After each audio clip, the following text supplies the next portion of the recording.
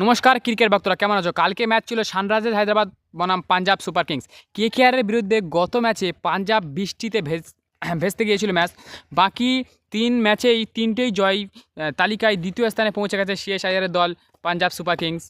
টি-20 ক্রিকেটে বর্তমান প্রায় 200 রান তাড়া হচ্ছে, আর পাঞ্জাব কিংসের জন্য 200 রানে কোনো বড় ব্যাপার নয়। অধিক রান তাড়া করে ম্যাচ জেতাটা কার্যগত জলবাত হয়ে গেছে পাঞ্জাবের কাছে।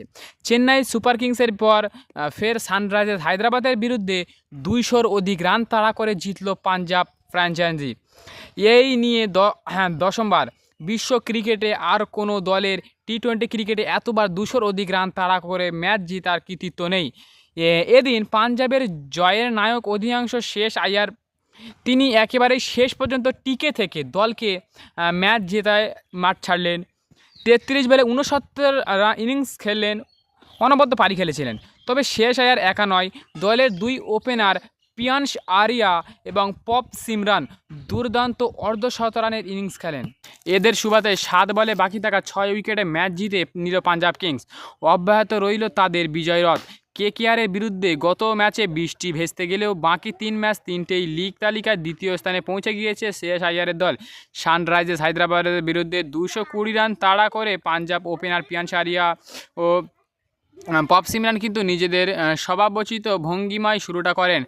একের পর এক আগ্রাহী শট খেলে মাত্র 3.5 ওভারেই 50 রানের গণ্ডি পার করে দেয় তারা। মাত্র 16 বলে নিজের অর্ধশতরান পূরণ করেন পিয়ান্স আরিয়া। বর্তমান যুগের ক্রিকেট পাওয়ার প্লেতে বড় রান করাটা অত্যন্ত জরুরি হয়ে দাঁড়িয়েছে। পাঞ্জাব তো পাওয়ার প্লেতেই কোনো উইকেট না হারিয়ে 93 রান তুলে ফেলে। তবে সানরাইজার্সের পাওয়ার প্লে শেষের আগেই 100 রান করে ফেলেছিল। তাও পাওয়ার প্লেতে এত বিরাট রান না উঠলেও ম্যাচের ভাগ্য যে নির্ধারণ হয়ে গিয়েছে এমনটা কেউ ভাবেনি। পাওয়ার প্লে শেষের পর ওভারের শিবম কুমারের 57 রানের বিধ্বংসী ইনিংস খেলে আউট হয় পিয়ান্স আরিয়া। তারপর ওপেনিং পার্টনার 2 ওভার সাজঘরে ফেরেন সেই একই বোলারের বিপক্ষে। পপ সিমরান সংগ্রহ 51। পাঞ্জাব কিংসের 2 মিডল ব্যাটসম্যান কুপার কনলি ও নেহাল ওয়াদেরা বড় রান পাননি। কুপার কনলিকেও ফেরান সেই শিবং। নেহাল ওয়াদেরার হর্ষ দুবের বলে সাজঘরে ফেরেন। রানের গতি উইকেটের সঙ্গে সঙ্গে খানিকটা কমে যায়।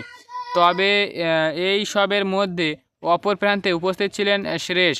ঠান্ডা মাথায় সবটা পর্যবেক্ষণ করলেন, পরিস্থিতি বুঝলেন এবং সুযোগ বুঝে আক্রমণাত্মক শট খেললেন তিনি। 24 বলে অর্ধশতরান করেন শেষ আইয়ার। তাকে সঙ্গে দেখেন শশাঙ্ক সিং। এই 2 তারকা কিংসের হয়ে অপরাজিত হয়ে দলকে ম্যাচ জেতান। সব মিলিয়ে কালকে পাঞ্জাব যে ম্যাচ খেলেছিল পুরো খুব সুন্দরভাবে পরিচালনা করেছিল, আর সিএসআইআরের জন্য ম্যাচটা 90% জেতা চান ছিল। পিয়ান্স আরিয়াও খুব সুন্দর পারি খেলেছিল।